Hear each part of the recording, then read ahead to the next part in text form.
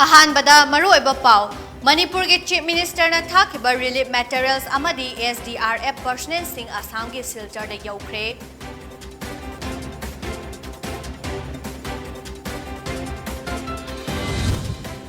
अमदी December फावदा युमथोंग खुदिंग चादा चामगी चांगदा प्रीपेड मीटर पानबा होनरी हाइना पावर मिनिस्टर TH बिस्वजिना फोंदोख्रे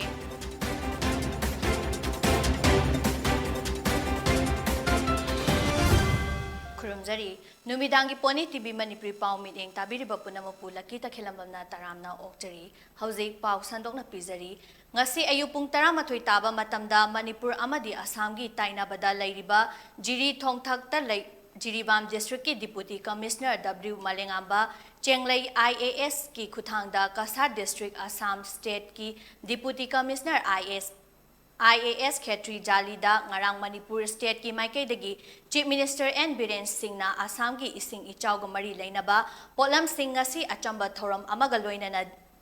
Kasar DC da khusinakre masiga mari leinana Jiribam district ki DC W Malengamba chenglei na paumi singh da haikibada handak nong leptana chubadagi Kasar Assam gi mafam kaya ising ichaw thoktuna yung kai kaya thumjin khiba sida Manipur gi chief minister na luchingba team ama ngarang Imphal dagi relief material sing yauba chana thaknaba polam singh Kasar district administration da mating pangnaba tata truck ahunga SDRF personnel nimfuga loinana tharakpani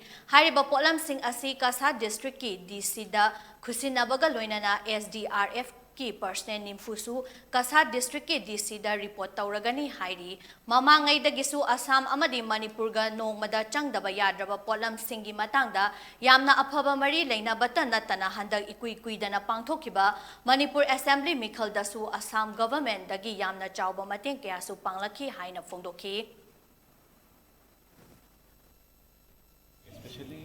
Kasar da ising ka hena saubadagi pagi yum kai thumdan khotana tawbasida honorable chief minister na usingmut timam nang harang si Imphal dagi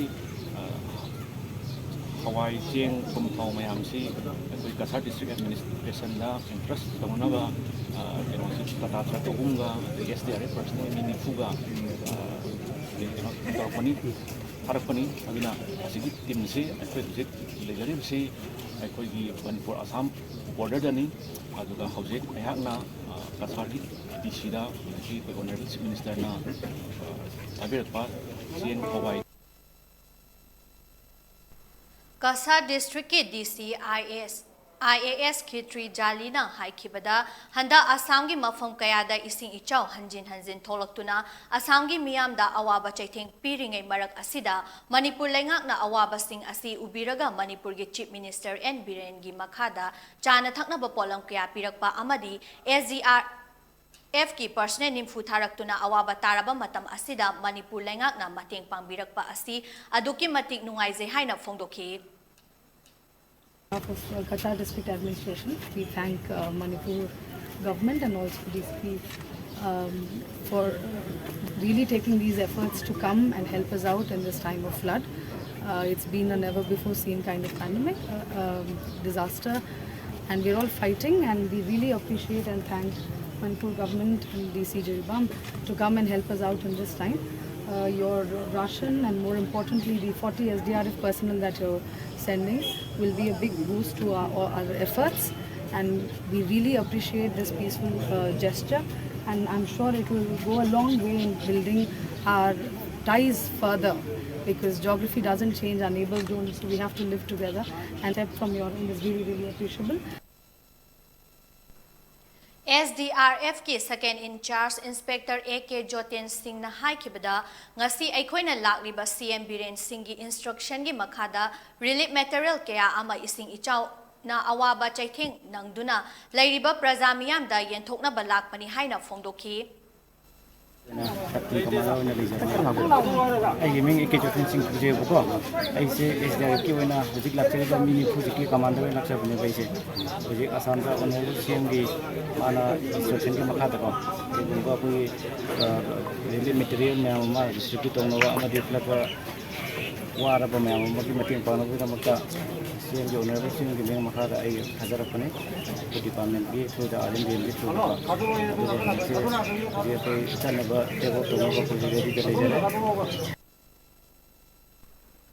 Hauzik fawagi manungda state asida prepaid meter listing Marifurom pankare December fawada yumthong kuding chada chamagi changda prepaid meter pana bahonari haina Power Forest Environment and Climate Change ki Minister Thongam Biswajit na phongdokre wafam asingasi Hotel Transit Grande da pangthokiba Northeastern Region and Power Committee gi nimfu manga suba commercial Coordination Subcommittee gi mifamda phongdokibani Manipur State Power Distribution Company Limited MSPDCL na sinduna pangthokpa mifam aduda Power gi Principal Secretary Rajesh Agrawal NERPC gi Member Secretary B Linkoy NERPC gi TCC gi Chairman Perintung Yanthang NERPC gi Director SM Almon MSPDCL gi Managing Director NZ Subhasandra MSPCL gi Managing Director and Sarat Power gi Chief Engineer Hai Santi Kumar Su Sarukyaki NERPC gi member oiriba Northeastern State Singdagi Lakpa Delegate Kuntra Manga Romna Subcommittee gi Mifam Aduda Sarukyaki Tharam Aduda Sarukyaki ba Power gi Principal Secretary Rajesh Agrawal haikibada Chakotpagi Lambida Power haibasi yamna maru oi Power supply gi demand su hengalakpana henna puthokpagi tangai fadabasu lairi haiba wafam thamki Northeastern State asida hydro power tauba Yaba mafam marang kaina lairi adubu geological area na maram oiraga khudong chadaba kaya su laitaba natte adubu singnaba kayaga loinaraga ngasidi miyamda mai ningthina phanghanna ba honari state asina prepaid meter panduna miyamda mai ningthina piba ngambada mangjin thari adubu covid na maram oiraga revenue khongatpada chang nembagi awaba amadi mayoknari ngasigi state asida NERPC gi sub mifam asina state asida natana NE region da power sector da hena fagatna ba amadi thengnari ba khudong chada basing asi mamutana Kanaduna afaba maikaida soidana lakani haibagi thajaba lai haina phongdoki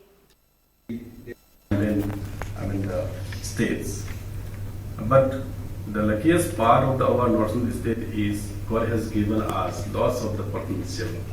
in all the American sense and in the power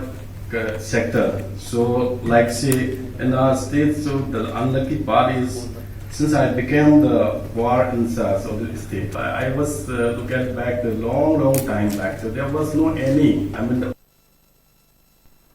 Farm Bill Wakhan Khantadana passed Taukibadagi, Micham Kaya Sikiba Adugum, Agni Part Scheme Namduna Chatna Halak Labadi, Nahakaya Irang Horakani, Laibang Mai Horakani Haina Manipur Pradesh Youth Congress Committee Secretary P. Bangkimna Phongdokre.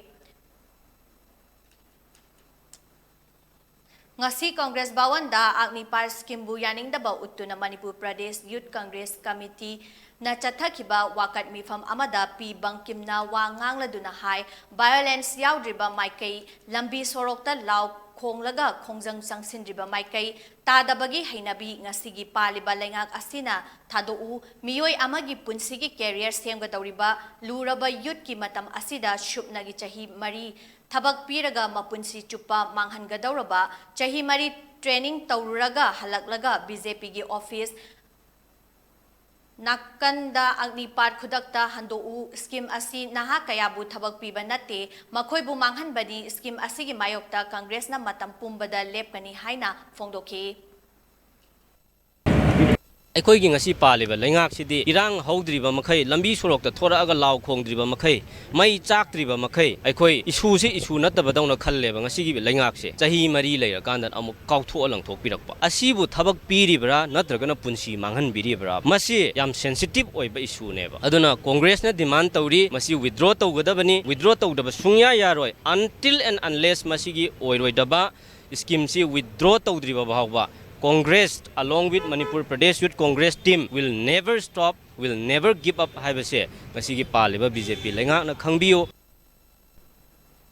Nitai pa chuthekta laiba Thamban Sanglenda BJP National General Secretary City Rabi Yauna State Asigi Office Bearer Amadi Morchar President Singi Mifam amang asi pangthokre Tharam aduda BJP National General Secretary City Rabi na haikibada double engine oiriba Modi gi BJP lenga asina sabkas Sat sabka bikas sabka bishwas ki manung channa lamdam asida ahongba kaya ama purakli Masigi manung channa nungaiba pau amana hauzik GDP asi चादा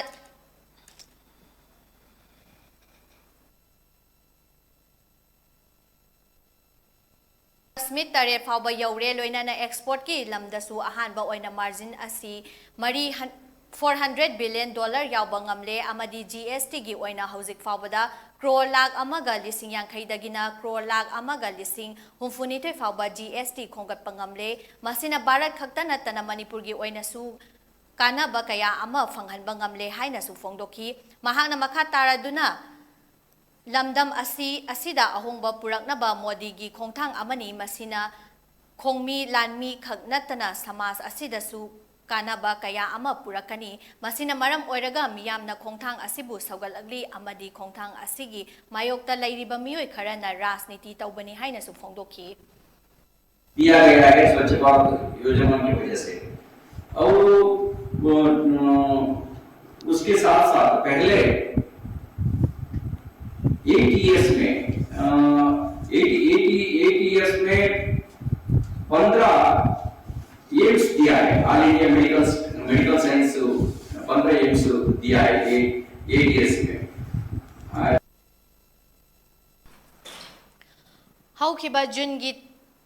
tangkun manga da World Maite Council WMC na print media electronic media da MP Lesemba sana zawbagi warol amaga mari leinana pikiba warol amagi matangda Manipur gi Chief Minister na yamna lana lauduna haikiba wafam ngarang WMC gi India gi state singi president sing amasung member singi mifam na numidang pung tara fawba kanaduna WMC gi credibility da akaiba yaba asi thengnana bawarep laure haina CEC World Maite Council gi Secretary Organization Kaisam Samjit Kumar Singh hana thadorokpa cherol amana hairi warep adugi saruk ama oina Manipur gi CM bu WMC gi delegate amana una naba appointment haukiba June gi tang taramari dagi appointment request tauduna lakpadu CM na handakti appointment pibirakani thazai haina cherol aduna palli loina na WMC gi credibility gi araibani lising aniga kunmanga da taugadaba assembly constituency singi delimitation na aikhoida pirakpa yaba achauba saitheng madubu aikhoina khushen haudrabadi iraipak Manipur da mikha thaba lakpa yabasi WMC na mitna singna senari amasung leibak miyam na su thaudang lomina si haina cherol asina makhatari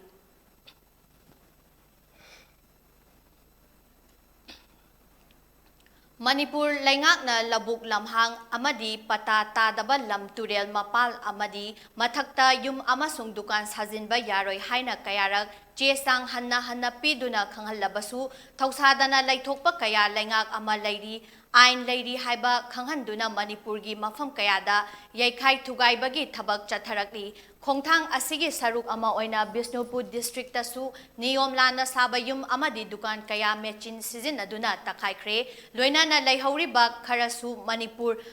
Conservation of Paddy Land and Wetland Act lising ani taramari gi makhada achum aran thibagi thabak kanna chathari Chairak asida Infal West ki Tidimrom thangba sarukta lairiba changangai malom maitram amadi kadom pokpi lamkhai gi lambi mayada saba dukan sing ngasi faubagi manungda mari lainaba che sang pisingadabani khanghalakpada masa na sidoktuna potchai mangdanaba lausinba amadi loishinnaba honakre paugi marakthana atemba break ama lominasi UGC na approved Tauraba Sivalik Institute of Paramedical Technology Chandigarh CPET amadi Saraswati Group of College da Nursing Paramedical Pharmacy Physiotherapy na chingba tambiningba singna admission tawbiba yaragani offer tawzariba courses sing adudi nursing da paramedical da pharmacy da amadi physiotherapy da courses sing asi tambiningba singna installment basis da fee thiba yabagi khudong chabasu pizari loinana nupa amasung nupi gi separate hostel facility su laigani amadi tamba loiraba matung 100% job placement su pizagani akaknaba set ni last date of admission na July 31st ni akupa marol gi damak aikhoi gi mobile number 9915337280 amadi 9501189248 ta call tawiro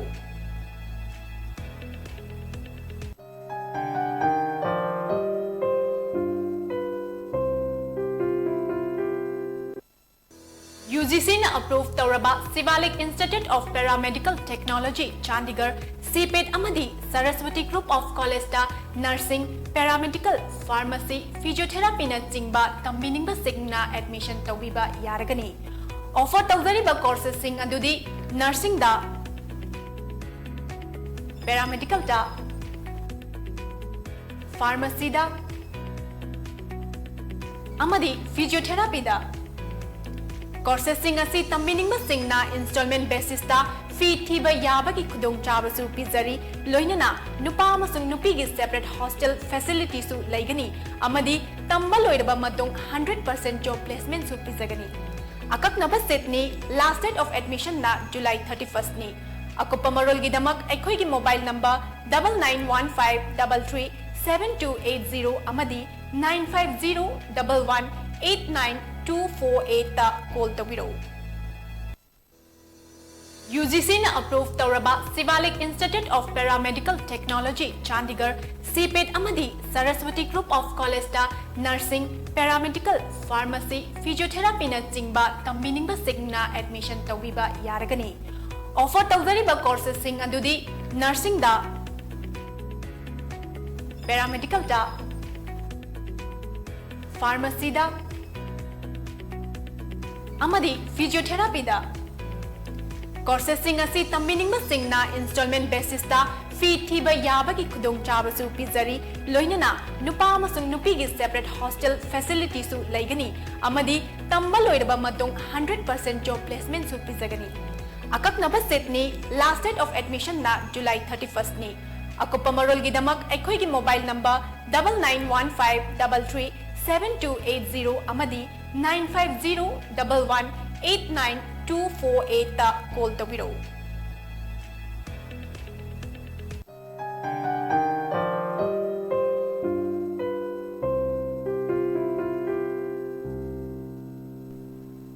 Break ki matungda makhataba pau pizari. No magi oiba awareness program on mobile addict and women empowerment. Haiba thoram ama ngasi Imphal East District ki manung chanba Fundongbom da pangthokre Manipur State Rural Livelihood Mission ki Mission Social Scientist na maru oiba thodang lauduna panthoibi mangal BLF khusamnana chatminasi BLF mutlaroidaba punsi BLF punsi sintha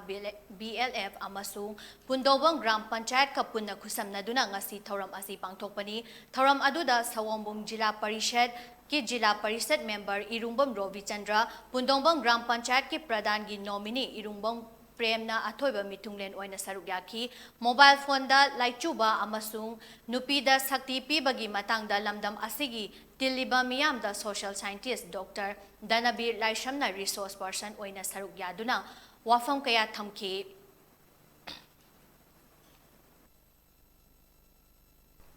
World Environment Day ga mari lainana Chayol mari chupna chatharakpa thoramgi saruk ama oina Bisnupur district ki manung channa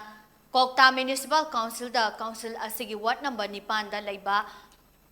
Phatta Haudi Hundokfam da Council asina sinduna ngasi u chara thakre Municipal Council asigi caretaker Chairperson Minaranjan Sishi Higher Secondary School Infalgi Lecture RK Romila Devi anina luchingduna Gulmohor Bokul Champra Hainau yauna mana sangduna talaiba amadi uhai panba upalgi chara sing thaba haudoke Koktada laiba volunteer kayasu uchara thaba aduda saruk yabaga loinana council asina kuanba mafam singda uchara chaungha rom thaki Minaranjana phongdokhibada aikhoina u tharagasu hingdragadi kanadabani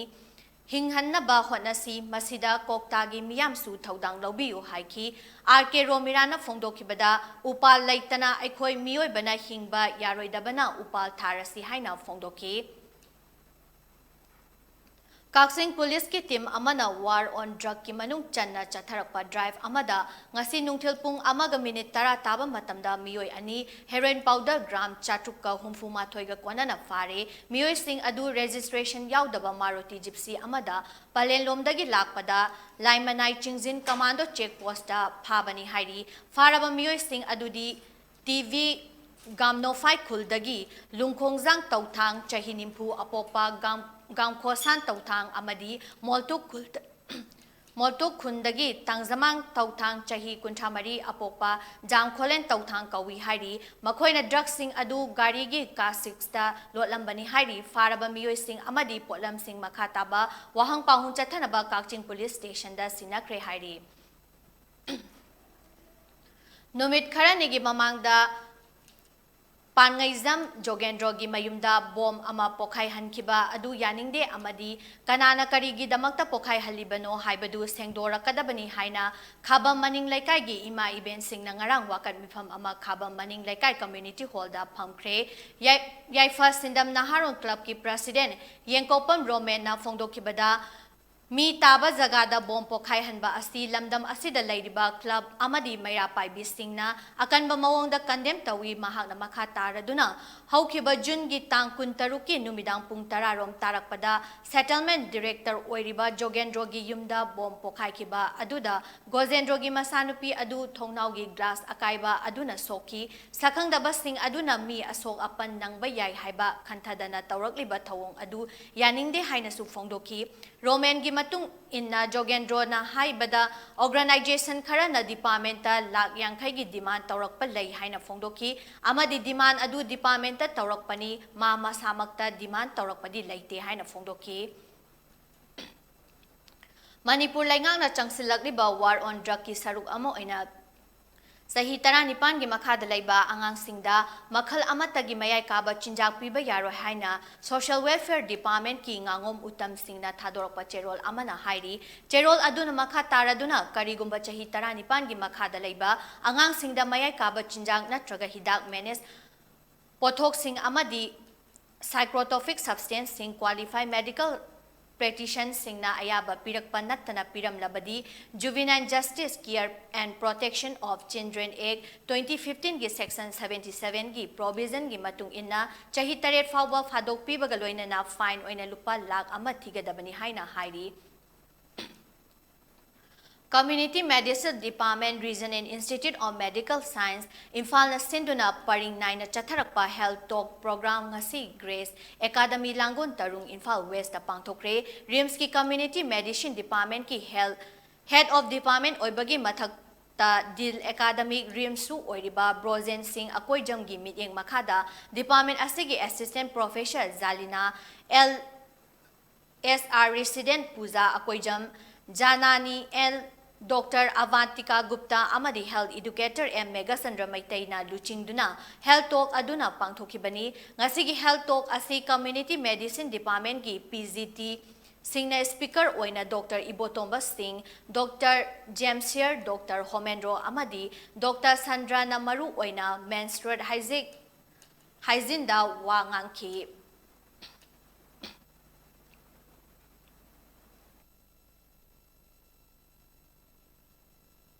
Department PWD Imphal West Division gi Executive Engineer na ngarang thadorok pacherol amagi matung inna thamaiban gi jaga singda lam khopsin duna potchai thamjinba amadi yung kai sagat pa sing numit tarani fawbagi manungda lauthoknaba khanghali cherol aduna makhatana aina yadaba mawongda lam khopsin duna yum dukana chingba sing lambi gi mataida sajinduna miyamna chathok sasin tawbada traffic na apanba piba amadi gari park tawpham lehandaba thengnariba asi thohandanaba Khuyathong Junction dagi New Assembly lambi Youth Center leirak Hizam Dewan leirak Jingangkha lampak tagi Lamphel Supermarket Fauriba lambi Watham leirak tagi Lairen Hanjaba leirak Nagapan dagi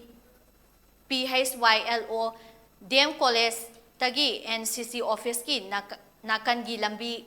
Kangzabi Lairak Rims Traffic Lottery dagi Lamphel Sanakaiten Amadi Lamphel Supermarket lambi singda lam khopsin duna potchai thamjinba amadi yung kai sagat pa sing numit tarani fawbagi manungda lauthoknaba cherol asina palli Aroibada maruoiba pau amohana pizari Manipur ke Chief Minister na thakiba relief materials amadi SDR personnel sing Assam gi Silchar da yaukre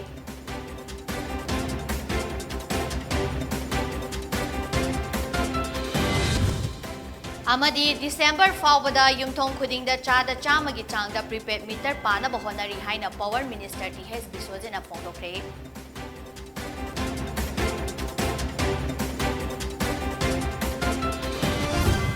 Matang sida numidangi poni TV loisinjare meeting tabiriba punamapu amohanna khurumjari.